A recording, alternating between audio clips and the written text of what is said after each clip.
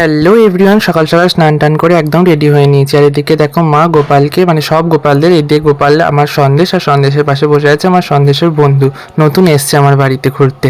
আর সঙ্গে ছিল আমার আরেক ছোট্ট গোপাল, তিনজনকে স্নান করানোর জন্য মা এখানে জলও রেডি করে দিয়েছে। তারপর আমি সকাল সকাল ওদেরকে সুন্দর করে স্নান করিয়ে নিচ্ছিলাম। আর যা প্রচণ্ড পরিমাণে গরম পড়েছে, তাতে সকাল সকাল স্নান করিয়ে দেওয়াই ভালো। তারপর আমি আমার সন্দেশ বাবাকে একটু কোলে তুলে নিয়ে সুন্দর করে আদর করে করে মুছিয়ে নিচ্ছিলাম। তারপর ওদের ভোগ নিবেদন করবো বলে একটু ফল কেটে নিচ্ছিলাম। আজকে ওদের ফলই দিয়েছি, সঙ্গে দিয়েছিলাম ছানার কেক।